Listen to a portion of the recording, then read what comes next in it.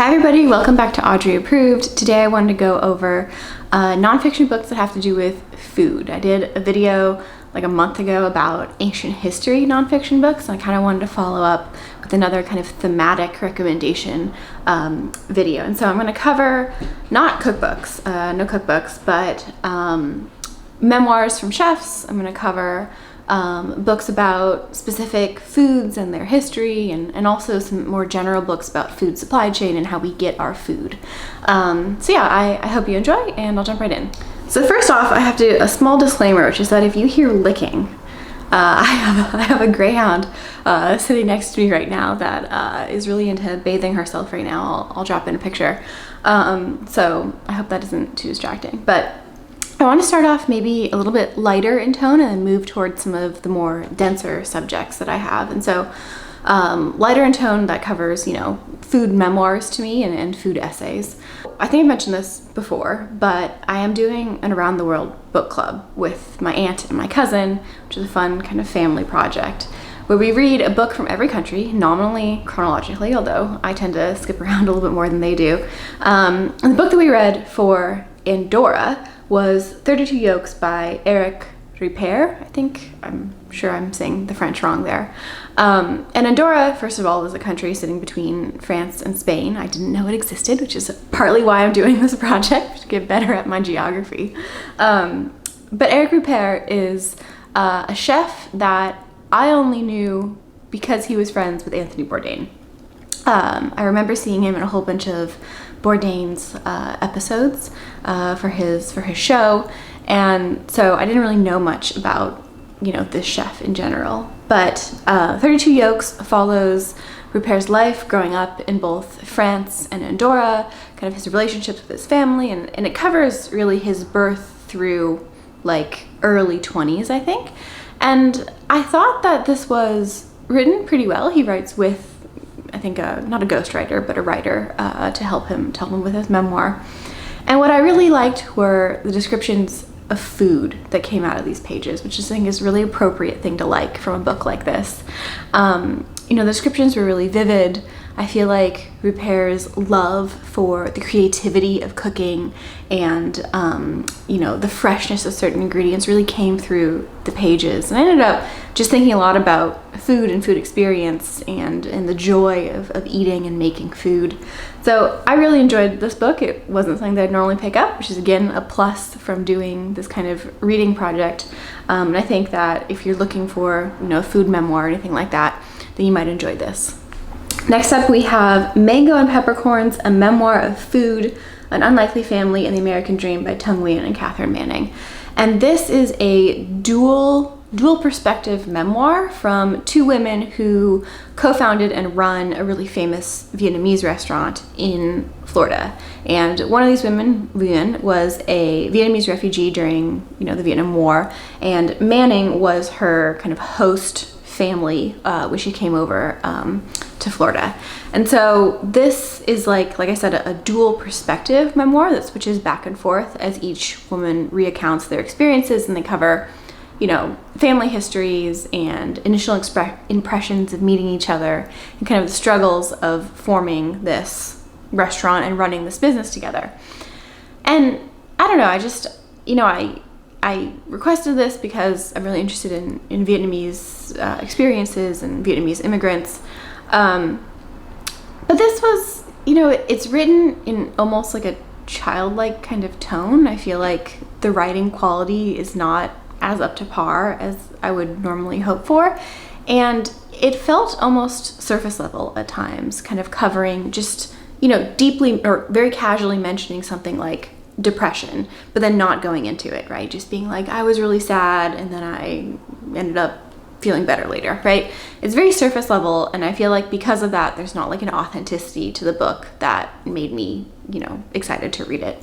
They also drop a whole bunch of recipes like in between the different sections, and I don't know, call me judgmental, but I really don't want to follow a recipe when there's not like a picture attached to it to let me see what I'm supposed to be making.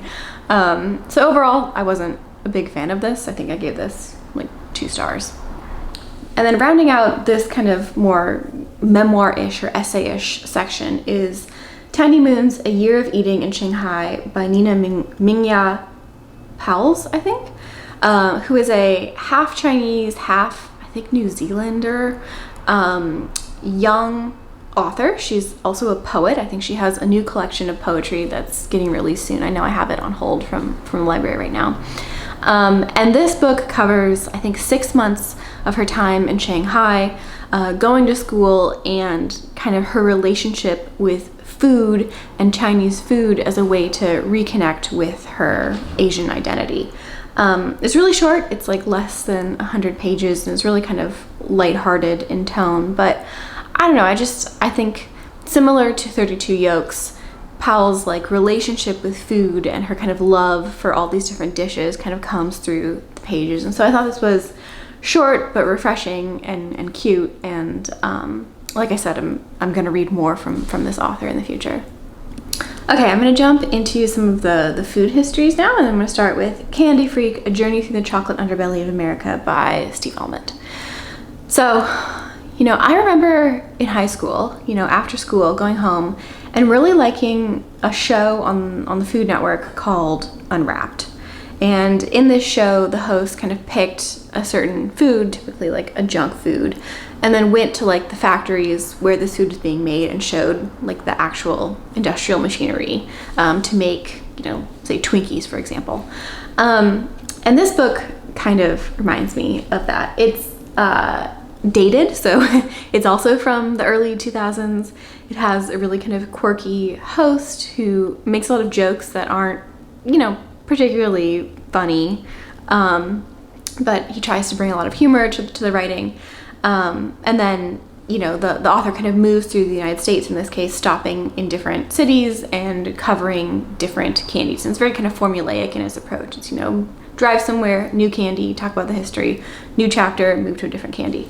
And I don't know, I mean, the author even writes this himself. This isn't even my commentary, but he's not a big enough fish, like not a journalist, not a big enough writer to get interviews with the actual big players in the chocolate world. So there's no interview with Hershey, there's no interview with like Mars and all these big kind of corporations that own, you know, a lot of the familiar brands that we know.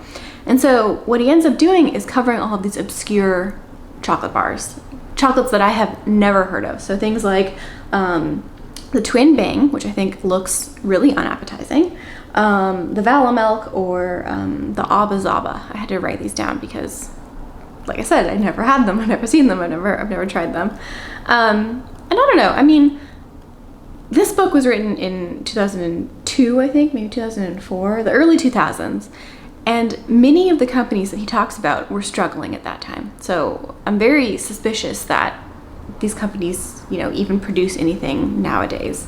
So yeah, I just feel like overall the author relied way too much on his like quirkiness and his descriptions of these like obscure candies to fill a lot of the content. I think this might also be a case of like it wasn't what I was expecting, and so I was disappointed, but overall I just didn't think that this left a big enough impression on me, and it's not something that I would recommend.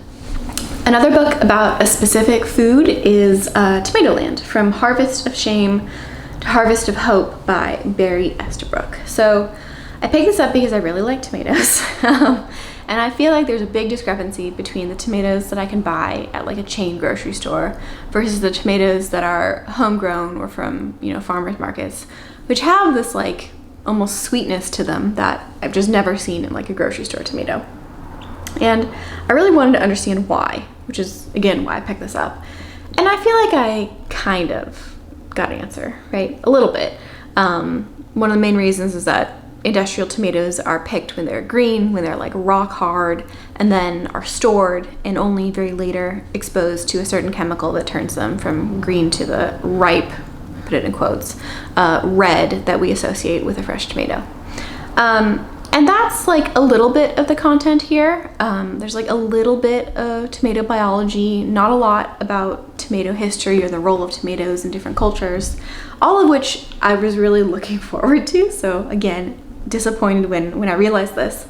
The main focus of this book is tomato supply chain, and in particular, Florida tomato supply chain.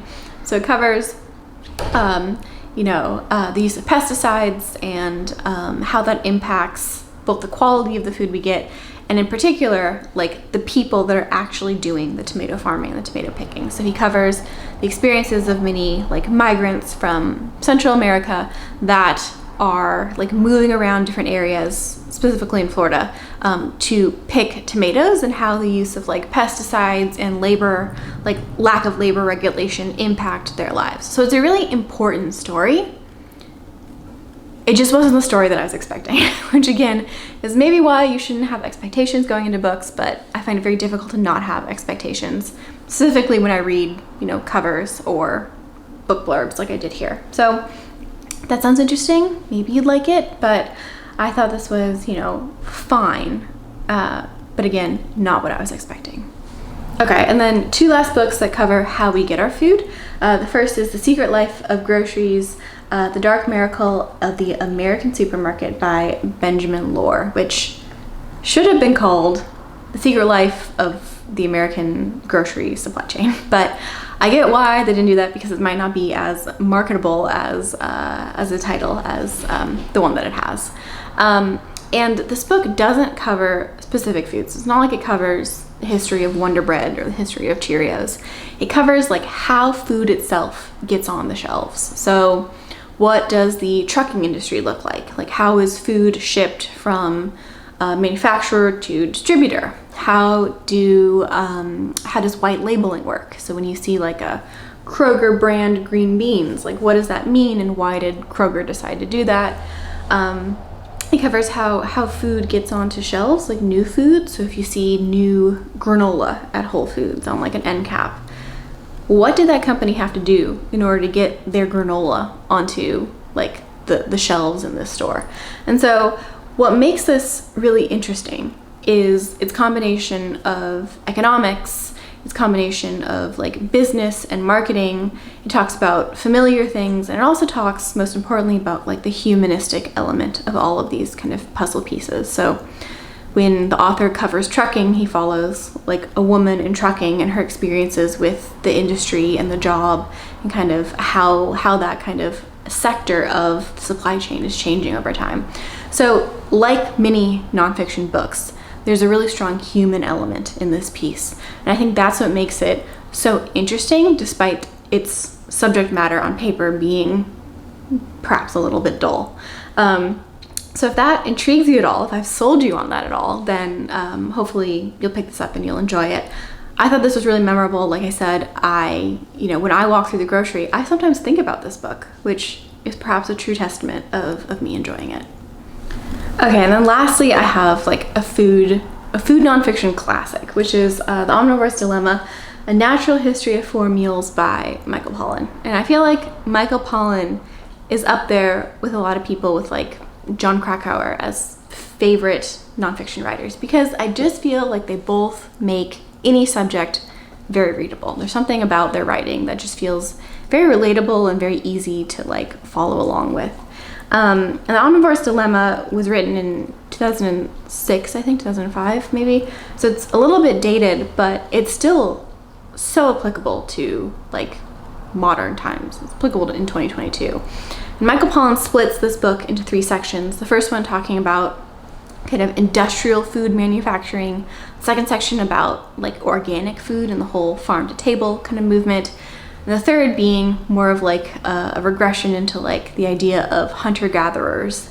And all of these different sections combine to really paint a picture on how we get our food and why this matters. Like why is it important to know where our food comes from? The first section reminded me a lot of Pandora's Lunchbox, which is a different book that I read, it must have been like 4 or 5 years ago now, about processed food. And so while it didn't surprise me as much as I think it would have if I hadn't read this other book first, it was really enlightening to read all about, the idea of using corn as like a nutrient substitute for all of the different processed foods that we eat. It was really kind of humbling to read that section a little bit. And then, yeah, like I said, again, Pollen just brings in all of these different people and these different experiences. You know, he himself plays a big role in the content of the book. Like, he's an active member of this kind of story. And he just writes in a way that like makes you really stop and think like, hey, doesn't matter that I got this from a farmer's market or from a grocery store or from a can. You know, what does that say about how I approach food and how, you know, culture, the American culture itself approaches how we eat. So yeah, it's a classic for a reason. I think that, you know, if you're interested in food and food history at all, you should definitely pick this up, perhaps even first. And the audiobook is narrated very well, so I would recommend that as a way to consume it. And then lastly, I want to mention two kind of books on my food TBR that are coming down the line in my library holds list, actually. The first is An Edible History of Humanity by Tom Standage, which covers how food has impacted cultural events. So how has access to food impacted, you know, country boundaries? How has it impacted wars? How has it impacted, you know, the rise and fall of certain economies? So a little bit of, I guess, like politics and geography mixed in with your food history. And the other one is How the Other Half Eats, The Untold Story of Food and Inequality in America by Priya Fielding-Singh, which covers the intersection of class and food history and food access. And I'm anticipating it to be a little bit, probably a little bit sad. I'm a little bit nervous to learn what I'm gonna learn, but it sounds like an important kind of aspect of class divides to understand. And yeah, those were my books on nonfiction takes on food and food history. Again, if you have recommendations, you can let me know, and I'll see you next time.